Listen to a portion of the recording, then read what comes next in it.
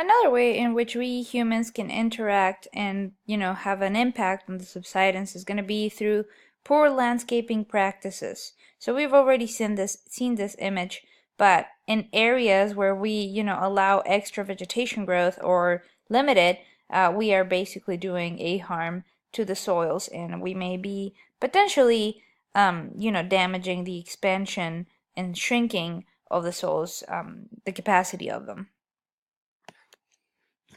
Another way in which we can also influence is through the reworking of the surface water channels.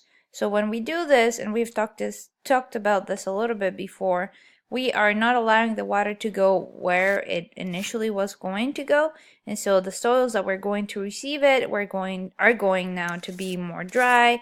The soils that are now receiving it are going to be more wet, so that might also influence very highly the different shrinkage and possible collapse of the soils.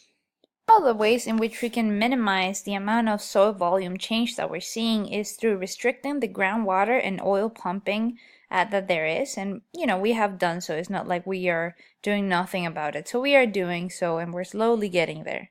But also regulate the amount of mining, which we've also done slowly, to have better engineering practices that will let us basically be able to, even though we might be taking the groundwater or oil or different mining metals or whatnot, we may be okay to do so based on the engineering practices that we have.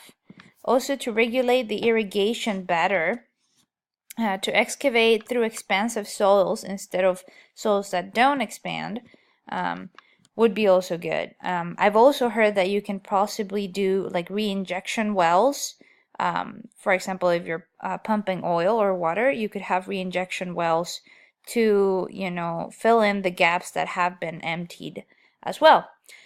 Another thing to minimize the damage is to do good building decisions, and that is not a crazy thing to think about, but you'd be amazed about the amount of bad decisions that are made due to lack of funding, perhaps, or just simply not knowledge of who you should hire to help you do this. Many times this could be done if you simply had a good geologist or a good soil scientist to do the mapping of the area that you're developing.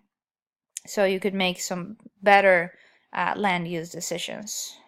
So in the artificial fluid withdrawal, such as groundwater mining, you can restrict the amount of water or the oil that is being mined, as I said. And here is that option that I was talking about, that I had heard about, the injection wells. This is actually done for certain types of energy usage, such as geothermal energy. You have kind of a recycling of the water that is used for the geothermal practices, which is pretty cool. So they have injection wells as well. In this case, the injection well that they're telling you about for an oil field and for a gas field is an injection well of CO2 and methane. But this could be done with groundwater, for example, as well. If we have like extra surface water, then we can pump it back into the ground to avoid the shrinkage of the soils. Prevention of the damage that can be done for the thawing of the permafrost is already in place. So as you're seeing, there's new engineering of buildings and pipelines on the permafrost. Both of these are examples of it. One of them is going to be the adjustable screw jacks, as you're seeing them right here, and also the lattice work foundation.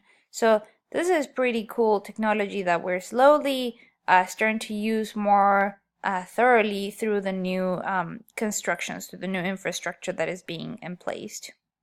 In order to reduce the damage from the deltaic subsidence, so again, subsidence that can happen in deltas, we could do things such as higher levees or bigger surface water pumping systems. We can also, and this is a more messy alternative, is to have controlled flooding that could rebuild the marshes. So if we did this carefully enough, it could be done, and it would avoid, many thousands of dollars, or millions of dollars, I should say, that are subsequent to the subsidence, right? And possibly other natural hazards that are linked with it. In terms of managing the drainage of organic and collapsible soils, we could limit the irrigation practices, which is already being done in certain places, as we know, such as California, Arizona, Nevada. We can also modify the land surface to limit the ponding. So it's as easy as changing our landscape practices as well. In order to prevent the damage from these expansive soils that are very common throughout, we can have things such as the design of subsurface drains, rain gutters, and reinforced foundations. We can also construct buildings on compacted fill. We can excavate the expansive soils, and then we can mix in calcium stabilizers or quicklime. So all of these methods are definitely expensive, but when we look at the alternative, which is basically losing your home or whatever it is you're building, then these methods may be worthwhile a second look or a second analysis. Okay, so overall the perception and the adjustment to such a hazard. So few people are really aware of the subsidence and soil volume change hazard. Now I'm very proud to say that you guys hopefully are. But people who live in dramatically affected areas are more aware than others. So I guarantee you that people who live, say, in New Orleans are more aware of this hazard than people who live here in Boise, for example. So the best solution in order to both be aware and to avoid this subsidence is going to be to avoid building in vulnerable areas. And how do you do this? You do this through geologic and soil mapping. So you know which soils are more likely to have subsidence going on. To understand surface features that can appear, such as cracks, the popcorn soil texture, and the frost heave features, basically tells you that those are not good areas or areas that might be vulnerable. And also subsurface surveys. So ground penetrating radar and drilling boreholes let you know what is going on underneath, both with liquid and many times with soil. So if you do drilling, for example, of core, you can get a very, very, very clear idea of what's going on underneath. Although, again, it's very expensive, it might save you a lot of money on the long run. So those are things to keep in mind and take into account whenever you are going to construct. Because again, as you saw, this hazard is more costly than all of the other hazards combined. All right. Lastly, I'd like to offer an extra credit opportunity to those who do listen to these videos. I have seen that not many people are viewing them, and so I want to offer an extra credit opportunity to those who do.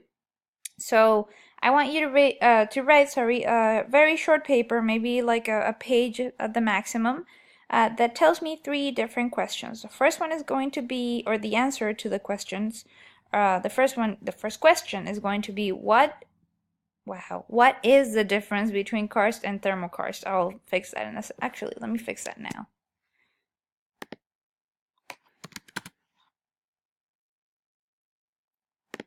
Okay.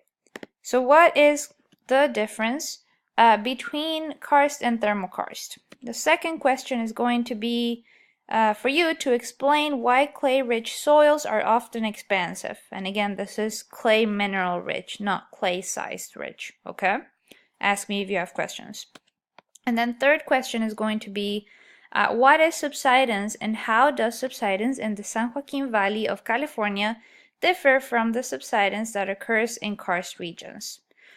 This third question you could answer just from having heard the lecture, but I encourage you to also do the lab before you answer it if you choose to do so, because in the lab you're going to see a lot more information about the San Joaquin Valley, and that might give you extra points to talk about for this question.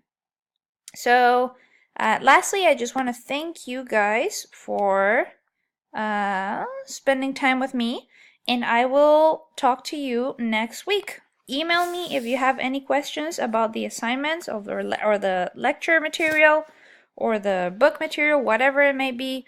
I'm here for questions, and my office hours are as regular this week.